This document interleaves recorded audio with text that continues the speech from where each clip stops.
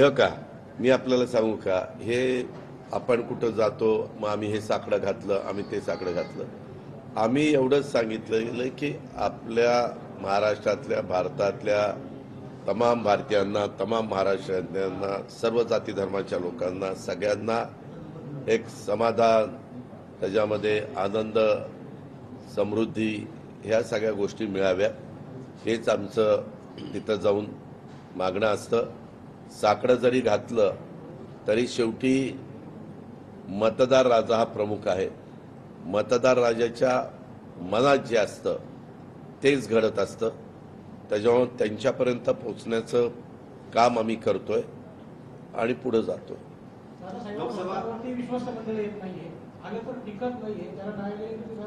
नाही, बरोबर आहे आपण म्हणताय ते. हायकोर्टात, सुप्रीम कोर्टामध्ये काही केसेस चाललेल्या असल्यामुळे ह्या घटना घडलेल्या आहेत. परंतु मला जी माहिती मिळाली, आत्ता ज्यांच्यावर जबाबदारी राज्य सरकारने सोपवलेली आहे ते मुळातच आपल्या नगर जिल्ह्यातले, पारनेर तालुक्यातले आहेत आणि एक जण माझ्या अकोले तालुक्यातले, नगर जिल्ह्यातलेच आहेत. चांगल्या पद्धतीनं त्यांचं लक्ष आहे. भक्तिभावांनी प्रत्येकाचा मान सन्मान ठेवणं, प्रत्येकाला साई दर्शन व्यवस्थितपणे होणं, ह्या सगळ्याची खबरदारी ते घेत आहेत.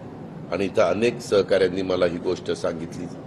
तरी देखील कोर्टाच्या आदेशाप्रमाणे पुढच्या सगळ्या गोष्टी करण्याचा आमचा राज्य सरकारचा मानस आहे. भाजपच्या वरिष्ठ नेत्यांची वक्तव्य राष्ट्रवादीला बोलतात येतात, कारण की लोकसभेमध्ये पुण्यामध्ये येऊन भटकती आत्मा असा उल्लेख शरद पवारांचा केलेला होता मोदींनी, आणि त्यानंतर अमित शहा आले आणि त्यांनी सांगितलं की भ्रष्टाचाराचे सरदार आहेत शरद पवार.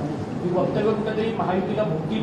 मागच्या वेळेस ज्या काही घटना घडल्या त्याच्या संदर्भामध्ये झालं गेलं ते गंगेला मिळालं. आता आम्ही नव्या उमेदीनं लोकांच्या समोर चाललेलो आहे. मी स्वतः तरी ठाम ठरवलेलं आहे की हे सगळं होत असताना आपण फक्त विकासाचं बोलायचं.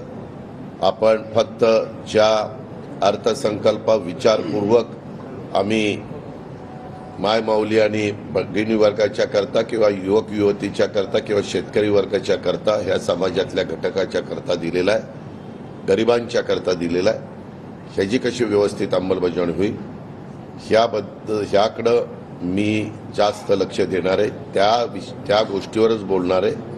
इतर बाबतीमध्ये आम्ही आमच्या महायुतीच्या संदर्भातल्या काही गोष्टी असतील तर अंतर्गत आम्ही ज्यावेळेस बसतो ते त्या ठिकाणी बोलू.